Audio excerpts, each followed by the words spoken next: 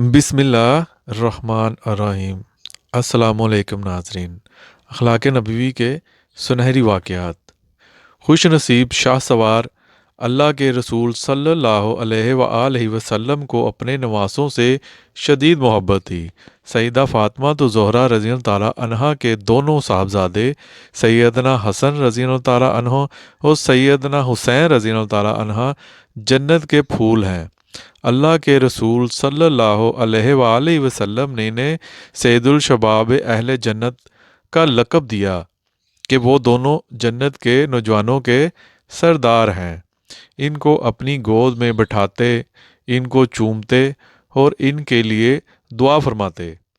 اللہ کے رسول صلی اللہ علیہ وآلہ وسلم کے ایک صحابی کا نام شداد بن الحاد تھا۔ ان کی اہلیہ کا نام سلمہ بنت امیس تھا، جو سیدہ اسماء بنت امیس رضی اللہ تعالیٰ عنہ کی سکی ہمشیرہ تھی۔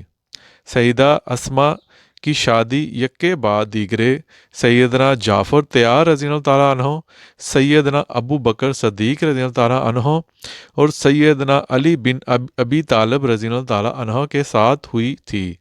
سلمہ رضی اللہ تعالیٰ عنہ ام المومنین سیدہ میمونہ بنت حارث رضی اللہ تعالیٰ عنہ کی ماں جائی بہن بھی تھیں۔ اس رشتے کی مناسبت سے شداد اللہ کے رسول صلی اللہ علیہ وآلہ وسلم اور ان تینوں جلیل القدر صحابہ کرام کے ہم زلف بھی ہوئے۔ شداد بن الحاد اس واقعے کے راوی ہیں کہ ایک مرتبہ اللہ کے رسول صلی اللہ علیہ وآلہ وسلم ظہر یا عصر کی نماز پڑھانے کے لیے مسجد میں تشریف لائے۔ آپ نے اپنے دونوں نواسوں سیدنا حسن رضی اللہ تعالیٰ عنہ اور سیدنا حسین رضی اللہ تعالیٰ عنہ میں سے کسی ایک کو نیچے بٹھا دیا۔ پھر آپ صلی اللہ علیہ وآلہ وسلم نے اللہ اکبر کہہ کر نماز پڑھانا شروع کر دی۔ ادھر جب آپ نے سجدہ کیا تو آپ کے یہ نواسے پشت مبارک پر چڑھ گئے اور کھیلنا شروع کر دیا۔ اللہ کے رسول صلی اللہ علیہ وآلہ وسلم نے سجدہ لمبا کر دیا۔ شداد کہتے ہیں جب آپ کا سجدہ غیر معمولی لمبا ہو گیا تو ہمیں فکر لاحق ہو گئی کہ اللہ نہ کرے کہیں کوئی حادثہ تو نہیں گزر گیا۔ کہتے ہیں میں نے اپنا سر سجدے سے اٹھا کر دیکھا کہ ایک بچہ اللہ کے رسول صلی اللہ علیہ وآلہ وسلم کی پشت پر سوار ہے اور آپ سجدے کی حالت میں ہیں۔ شداد کہتے ہیں کہ میں نے دوبارہ اپنا سر سجدے میں رکھ لیا۔